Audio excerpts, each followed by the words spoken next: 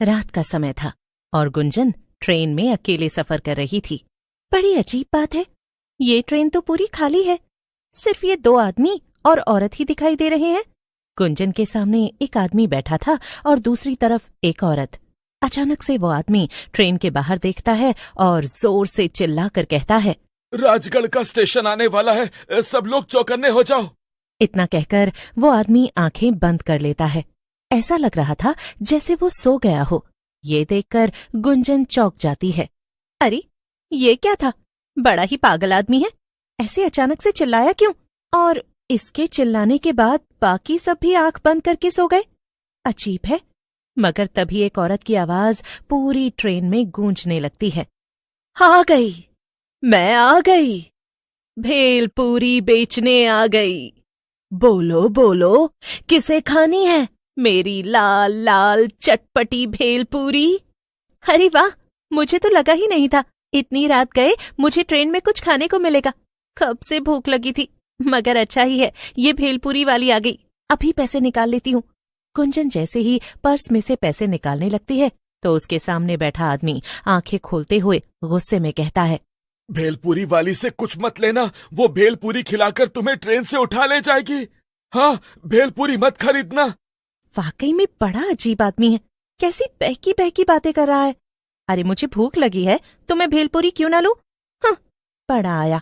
तभी लंबा घूंघट डाले वो भेलपूरी बेचने वाली औरत वहां आ जाती है और गुंजन की सीट के सामने रुककर उससे कहती है, ओ दीदी, चटपटी मसालेदार भेलपूरी ले लियो, बड़ी मजेदार है।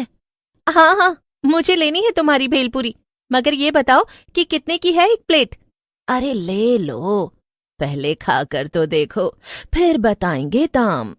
अच्छा ये भी सही है, लाओ फिर खिलाओ। गुंजन औरत के हाथ से भेलपूरी ले लेती है और खाने लगती है। वाह, अरे वाह वाह, क्या भेलपूरी बनाई है, मजा ही आ गया। और ये पागल आदमी मुझसे कह रहा था कि मैं भेलपूरी ना खरीदूं। अच्छा, अब बताओ इसके पैसे कितने हुए? लेकिन वो औरत कुछ नहीं कहती, उल्टा जोर जोर से डरावनी हंसी हंसने लगती है।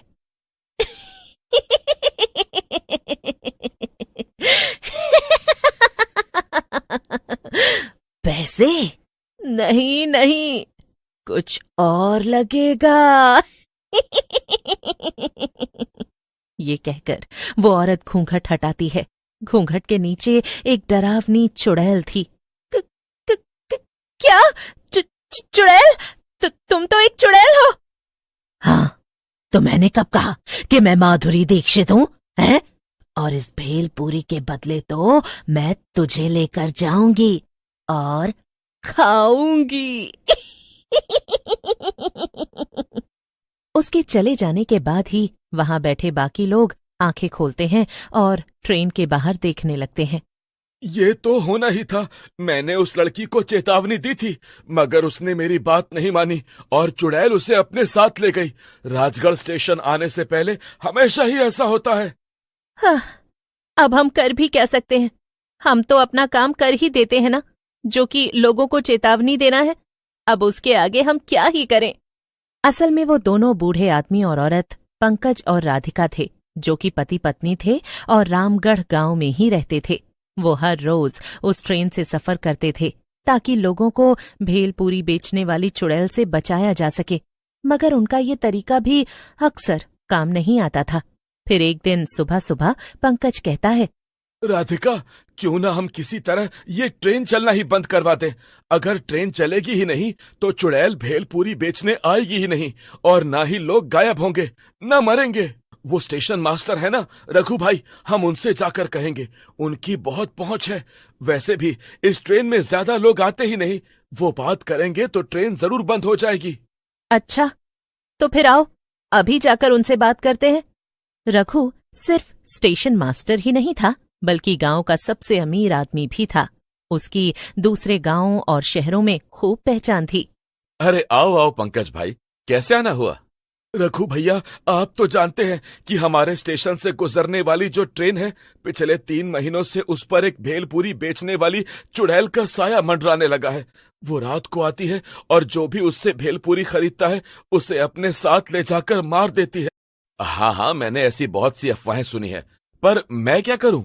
भैया, आप ना ये ट्रेन ही बंद करवा दीजिए। ट्रेन बंद हुई तो ना तो भेलपूरी बिकेगी, न लोग गायब होंगे। क्या? एक चुड़ैल की कहानी के चक्कर में ट्रेन बंद करवा दूं? अरे, मैं बड़े साहब लोगों को जाकर ये बोलूंगा तो वो मेरे ऊपर हंसेंगे, समझे? मगर रघु भैया, सच तो यही है ना? जो ना माने उससे ट्रेन में रात में सफर करने को कहिए, फिर वो भी इस पर यकीन कर लेगा और ट्रेन बंद करवा देंगे। बेचारा पंकज उदास होकर वापस अपने घर आ जाता है। कुछ नहीं किया ना रघु भैया ने, मैंने तो पहले ही कहा था। अब आप काम पर जाइए और रात में जल्दी लौट आइएगा। हमें ट्रेन में भी जाना है, लोगों को बचाने। रात होते ही पंकज और राधिका फिर से दूसरे गांव के स्टेशन पर पहुंच जाते हैं और अपने गांव जाने वाली ट्रेन में बैठ जाते हैं। राधिका के पास बड़ा झोला था। वो उसे खोलकर पंकज को दिखाती है तो पंकज चौंक जाता है। उस झोले में बहुत सारी भेलपूरी थी। हाँ, जब आप काम पर गए तो मुझे एक आइडिया आया और मैंने खूब सारी भेलपूरी बना ली। अब मैं चुड़ैल से पहले सबको भेलपूरी बेच दूंगी और फिर कोई भी उसकी भेलपूरी खरीदेगा ही नहीं। राधिका खड़ी होकर सबसे कहती है, ले लो, स्वादिष्ट लजीज भेलपूरी ले लो। ऐसी भेलपूरी कभी नहीं खाई होगी। अच्छा, इतनी अच्छी है क्या? लाओ फिर, जरा मुझे भी खिलाओ। ले लो जी, सब लोग लो, सिर्फ 10 रुपए की है। रामगढ़ का स्टेशन आते आते राधिका ट्रेन में बैठे सभी लोगों को भेलपूरी बेच देती है। हाँ, हो गया जी, अब तो आज इनमें से कोई भी और भेलपूरी नहीं खरीदने वाला। तभी पूरी ट्रेन में चुड़ैल की आवाज गूंजने लगती है। ले लो, खट्टी मीठी भेलपूरी ले लो। पंकज जोर से चिल्लाता है, रामगढ़ स्टेशन आने वाला है, कोई भी घूंघट वाली औरत से भेलपूरी मत लेना, सब आंख बंद करके सो जाओ। इतना कहकर पंकज और राधिका आंखें बंद करके बैठ जाते हैं, लेकिन वहां बैठे बाकी लोग ये देखकर दंग थे। अरे, ये दोनों आंखें बंद करके क्यों सो गए? भेलपूरी वाली ही तो आ रही है, कोई चुड़ैल थोड़ी है। हाँ।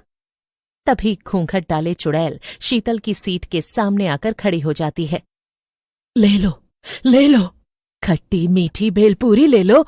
एक बार खाओगे तो दोबारा कभी नहीं खा पाओगे।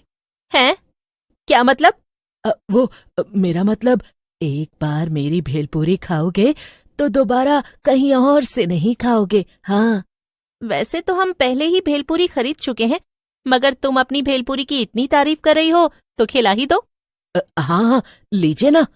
लेकिन चुड़ैल शीतल को भेलपूरी देती इससे पहले ही राधिका बीच में बोल पड़ती है, नहीं, इसकी भेलपूरी मत लो, ये एक चुड़ैल है, ये तुम्हें ले जाएगी।